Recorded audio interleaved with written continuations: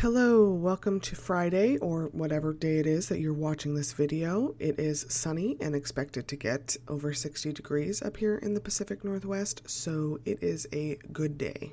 It has been too long, I know. Life has been crazy, work has been crazy. I went on a bunch of short little trips on my days off from work before I was grounded, so I have been MIA. But now I'm home, grounded until baby comes in July. Currently 30 weeks and feeling it. I missed the second trimester. So let's settle in and enjoy the sunshine. Willow is taking her daily spa session next to the heat vent and Saki is curled up beneath the desk. And let's talk about why I think the British monarchy is going to go through some things. But first, the YouTube stuff and a brief disclaimer. If you like this video, please engage with it by literally hitting the like button or leaving a comment.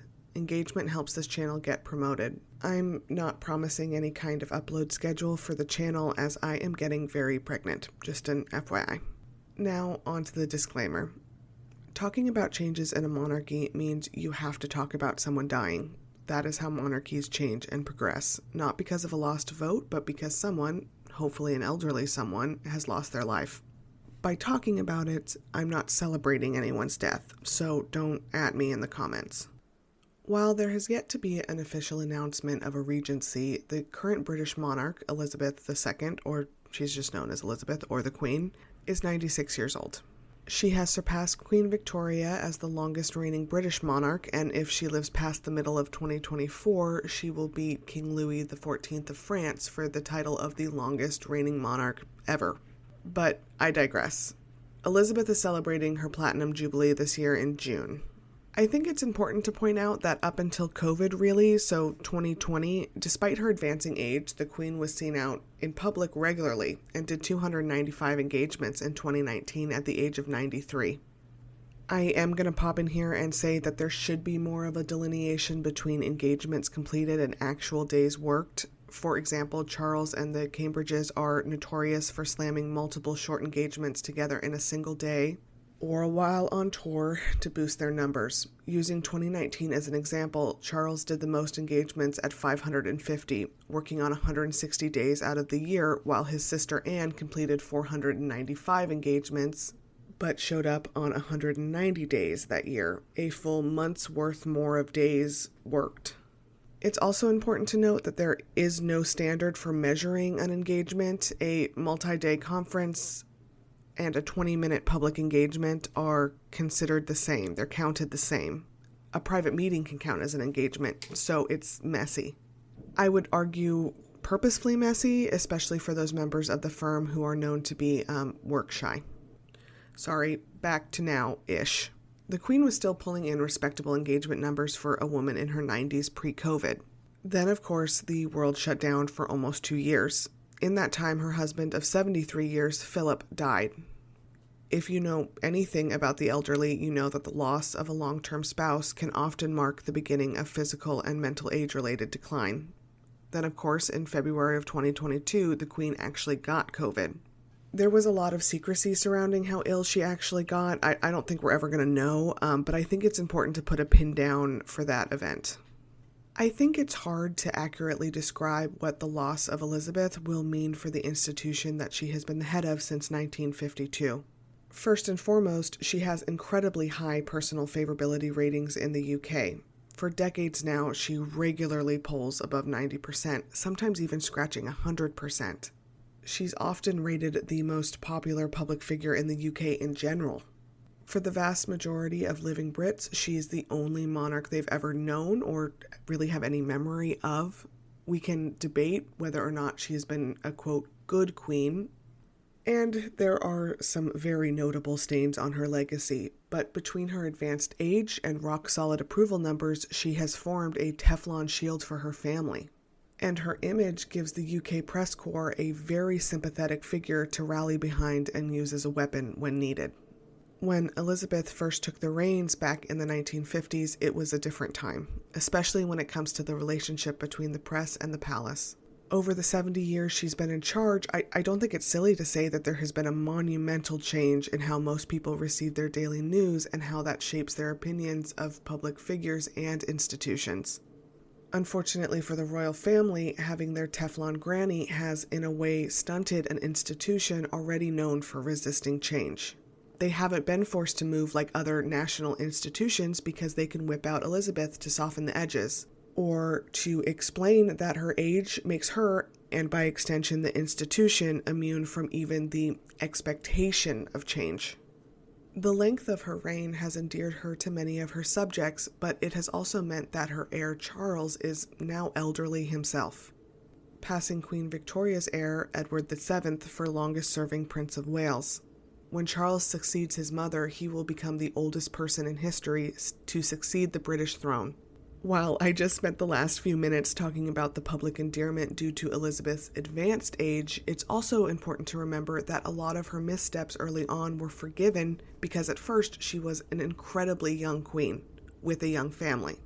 She was also backed by a palace that had much more control over what was released to the press. Charles will receive none of these favors. The length of time as Prince of Wales has also given Charles a lot of time to make very public mistakes. Little was known about Elizabeth before she took the throne. In contrast, we have a recording of Charles wishing to live as his mistress-turned-wife's tampon. I don't feel the need to rehash Diana except to say that Charles's personal reputation has obviously never recovered, and to be frank, it's never going to. To make matters a bit worse, it was announced earlier this year that instead of taking a lesser title, as promised, Camilla will now, in fact, be known as Queen Camilla. I actually made an entire video on why I think this was a bad move, but the TLDR is that it's my opinion that a lot of people viewed her accepting a lower title as acknowledgement that what they did to Diana was unacceptable. Taking that back years, and in what many assume is the 11th hour after repeatedly assuring the public she would in fact not be Queen Cam, was not a good play. Outside of a desperately unpopular incoming queen, the dastardly treatment of his insanely popular late ex-wife, Charles has repeatedly found himself caught in financial and influence scandals. Most recently, a cash for honors citizenship mess that led to one of his most trusted and influential aides being fired. Camilla isn't the only family problem Charles is looking at either. While Charles and Elizabeth have had some pretty big bumps in the road, things have been pretty smooth since the early 2000s, with Charles pretty much bowing to her. It is very unclear if William, Charles's heir, is willing to continue this truce between monarch and heir. With the briefing back and forth between respective palaces, that seems like a dubious prospect, at least for now. Unlike his mother, Charles will not have the press completely on his side when it comes to the War of the Windsors 2.0. Charles was resoundingly shut down every time he acted against his parents back in the day. William won't be. Charles will also inherit the firm's Andrew problem. The Queen's age and popularity has shielded her from the worst blowback. Charles will not share in that. He has a brother who he supposedly has personally disliked for many years, who knows where the proverbial bodies are buried and has been incredibly accused of participating in the trafficking and assault of minors. How he deals with that, without many of the tools that are available to his mother, is a big question. It has been said for a long time that Charles's main response to the growing Republican call was to, quote, slim down the monarchy, which on its face is a good idea. The problem that Charles has is that the monarchy was always going to naturally slim down a bit. Charles has 2 children versus the Queen's 4. Those 4 are aging, disgraced, or utterly forgettable. The Queen's cousins, inexplicably still on the royal payroll, are also aging. There was a natural slim down coming. For the second half of the 20th century, the royal workhorses were the monarch herself and her children. Anne and Charles still make up almost half of all the royal engagements done per year together. Charles, with only 2 sons, was always going to have a bit of an issue making up that manpower, and then Harry left, leaving behind a brother and sister-in-law that are known for their work-shy nature. Now, I'm not great at math, but basically this means that the Queen had a total of 8 adults working under her for most of the meat of her reign. Charles will have 2, who are already known to be lazy. The oldest Cambridge child is 8, 10 plus years away from any kind of royal work expectation. It's hard to see how that discrepancy between 8 and 2 won't be felt, and that the firm won't be left scrambling and relying on Charles's aging and increasingly irrelevant siblings to try and fill that gap. Why Charles did not do more to keep Harry in the fold will always be just a shockingly bad decision, in my opinion. I'm sorry to have to keep bringing up William, but here we are. Not only does William have a laziness problem, he has a work product problem. Charles utterly failed at the personal aspect of being Prince of Wales, but he showed up for work and has tangible, long-term, multi-decade projects to show for it. William, at 40, has next to nothing he can really claim as his own. Not that long ago, it was very common to see polls saying that folks wished the crown would just go straight to William, Diana's son, who has 3 young kids, and at first glance does seem like a much more attractive choice than his father. But has anyone else noticed the steep cliff drop-off of polls or articles pushing the skip Chuck go to Bill narrative after the recent back-to-back public scandals William has found himself in? I have. While Charles was always resentful of both of his sons' popularity, in hindsight it was actually kind of a protective factor for his own reign for William to be as popular as William once was. He was the light at the end of the tunnel. Get through Charles and you get William. With William's own star on the wane and the increased scrutiny that will come with his own Prince of Wales title, meaning more opportunities to publicly flail, this is not good for Charles in the long run. Because things feel a little different when that light at the end of the tunnel starts to fade. Could the 20-something Diana look-alike, bright-eyed William have saved the monarchy? Maybe.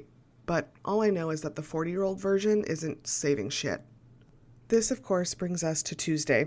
For the first time, Charles opened Parliament and delivered the Queen's speech, arguably the most extreme example we have that Charles III is well underway. Accompanied by Camilla and William as counselors of state, Charles sat next to his mother's bejeweled crown in his own military cosplay outfit and read a speech being heralded by most as remarkably tone-deaf, even for the British royal family. For the British people, and really the rest of the global community, it was a preview of what is to come.